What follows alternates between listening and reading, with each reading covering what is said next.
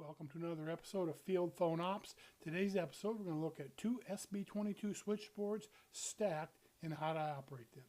Here we go. This is basically what the SB-22s look like when you have them stacked. They lock together the latches. In one case actually fasten on to the next case, they'll hold in place. I'm having a little bit of an issue with that because I'm missing the latches on the top case, so I actually have some nuts put in place that the cable can grab onto and I can tighten up to keep it tilted. Also, this is at a little bit more of an extreme angle than it should really use. I have a stand that I put my SB-22 on when I take it to shows. It's a little bit easier to see when people are looking at it than laying flat. But this is basically what it looks like. Basically, this will allow you to extend the number of phones you had. Especially I purchased this, actually had 17 line packs. So you can see a line pack takes up, 5 line packs take up the space that the operator pack goes into. And this is how it works. I mean, if you wanted to, the manual tells you to remove the line pack from one of the stacked units and put in more, remove the operator pack, put in more line packs to give you more lines. But if you wanted to, you could actually just leave the line pack in. It doesn't matter. It depends on how many lines you want to have. With this setup right here, I've got 29 phone lines. So my goal is I have a Soviet switchboard too. I'd like to get rid of the Soviet switchboard because it's difficult to operate. It cranks really hard and it's in a bad place to put on a display table.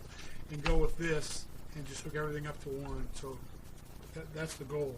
We're going to go ahead and shut down. We're going to go ahead and flip these over and show you the back because that's where the main difference is in when you do stuff. With the stuff you have to do to make it work right. Okay, I got them flipped over. We're going to look at the back of them. There's some major differences in how you do this. So we'll open up. This is the primary switch. You can see it's got the line pack in. It's got these wires still connected to the night alarm and such. One of the major things you have to do though is you have to find a piece of wire and plug it into the night alarm button on it. It's not identified on here, but it's got a little marker by it. And the ground. That's what this wire I installed right here is. This brings the ground lug out and brings the night alarm lug out. And what it does is how the trunk cards or line packs work is when they receive a ring, they have a little, when that eye pops up, it also trips the little switch inside there that causes a connection or shorts between ground and the night alarm, so it'll set the night alarm and the operator pack off. But since we're not going to have a battery or an operator pack in the stacked unit, we have to do this to get the signal that a call's been received to the night alarm into this unit, and that's this wire right here. But you can see this is basically how it looks right here. We've got our battery pack in it. We've got our wires for microphone and for the night alarms connected right there.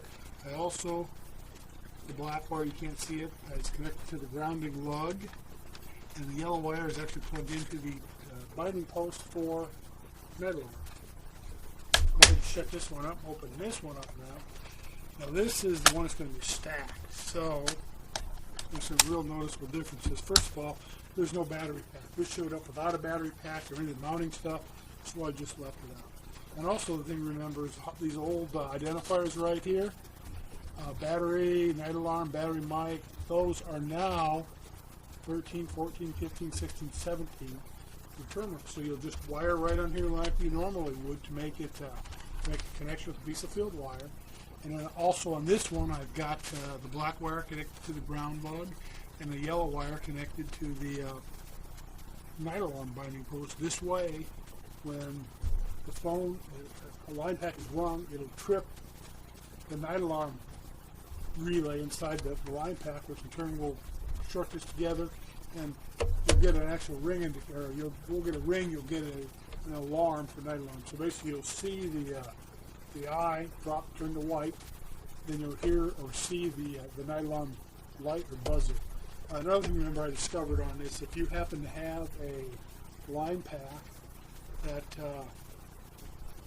when you plug the line pack in, it immediately sets the night alarm off, even though it's cleared. There's actually little relays inside there and stuff that can get stuck, so it won't. When you stick the cord in to clear it, it won't clear. So it's just a heads up. It's not the line pack will still work and pass audio back and forth on a phone call, and it'll still show ring. It's just that the night alarm is stuck, so it'll already set it off. It's just a heads up. So next I'm going to go ahead and shut down. We'll go ahead and stack them up, and we'll do a demo. Okay, we got them stacked back together on the trusty stand. I have my wires hooked together, so basically the night alarms are connected. The night alarm circuit is connected between both of them. And I have my faithful 312 hooked up to line pack number 1 here. And we'll do a quick demo to show how it works. So we'll go ahead and we'll ring. You can hear the night alarm buzzer came on. You can see that the eye dropped right here. I don't have a handset hooked up, but you would go ahead and take the operator plug to the bottom switchboard where the handset is with the line or the operator pack, and plug it in. Do whatever you got to do. Let's say he wanted to talk to somebody down here. There we go, and plug him in to right there. Do your ringing action, and away you go. He's patched together, and that's pretty much it.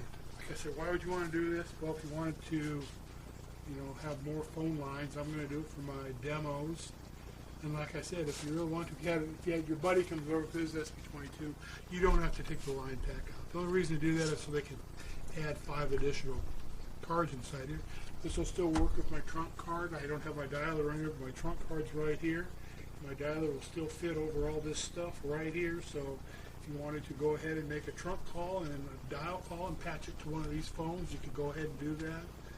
If you wanted to patch radio circuits, you could do the same thing here. So that's pretty much how it sets up and operates, and that's SB-22 switchboard stacked. Thanks for watching.